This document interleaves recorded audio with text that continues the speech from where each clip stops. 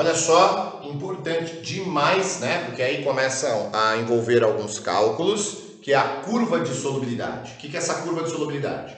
É um gráfico que vai relacionar coeficiente de solubilidade com temperatura, beleza? Então você olha lá, coeficiente de solubilidade com a temperatura relacionadinhos ali, você tem a curva de solubilidade.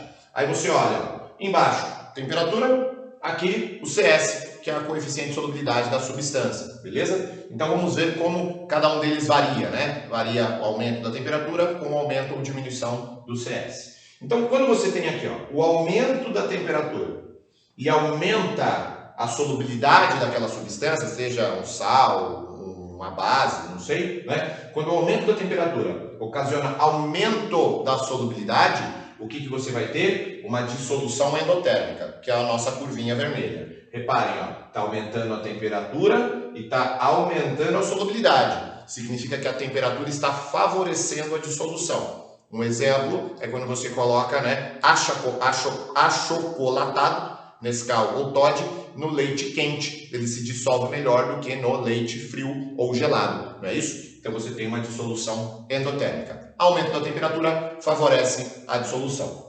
Quando você aumenta a temperatura, repare, o gráfico está vendo, aumentando a temperatura, e a solubilidade está diminuindo, isso significa que a temperatura está dificultando a solubilidade. Então, você vai ter uma dissolução exotérmica. Então, aumentei a temperatura, aumentei a solubilidade, endotérmico. O calor, né, a temperatura favorece. Quando aumentou a temperatura, diminuiu a solubilidade, você tem uma dissolução exotérmica, ou seja, o calor e a temperatura, eles dificultam a solubilidade. Vamos dar um exemplozinho bem basicão de como que a gente aplica isso daí, né? E a gente vai ver melhor isso nos exercícios da lista. Imagina que você tem um gráficozinho, temperatura por coeficiente de solubilidade, temos as temperaturas 10, 20, 30 em graus Celsius, solubilidade 5, 10, 15 aí no nosso gráfico. O que está acontecendo? Ele fala assim, ó, determine a massa de sal que se desprende de 100 gramas de água quando resfriamos de 30 para 0 graus, essa soluçãozinha. Qual que é a pegada? A pegada é a seguinte, ó, a 30 graus, ó, que é a primeira temperatura aqui, ó, a 30 graus, o que nós temos? Puxa um pontilhadinho, encontrei a curvinha. Onde eu encontrei a curvinha, você vem e descobre qual que é a solubilidade. O que significa? Que a 30 graus você consegue dissolver 15 gramas dessa substância, desse sal, em 100 gramas de água. Então aqui você vai ter 15 gramas do sal para cada 100 gramas de H2O.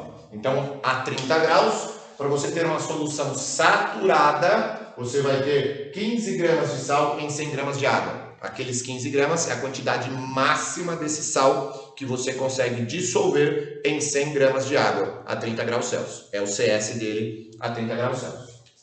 Aí ele falou para você diminuir para 0 graus Celsius. Quando você diminui para 0 graus, ó, imagina, está resfriando o recipiente, resfriando, chegou a 0. É 0 tanto para a temperatura quanto para o CS. Quando chegou a 0, você vem aqui, ó, 0 graus, sobe. Olha o que você encontrou aqui, ó. Beleza? Você encontrou ali um valor de coeficiente de solubilidade, né? Que você vai olhar aqui no eixo Y agora. Você achou um valor de coeficiente de solubilidade entre 0 e 5. Qual que é esse valorzinho aqui? Esse valorzinho é de 2,5 gramas do sal para cada 100 gramas de H2O.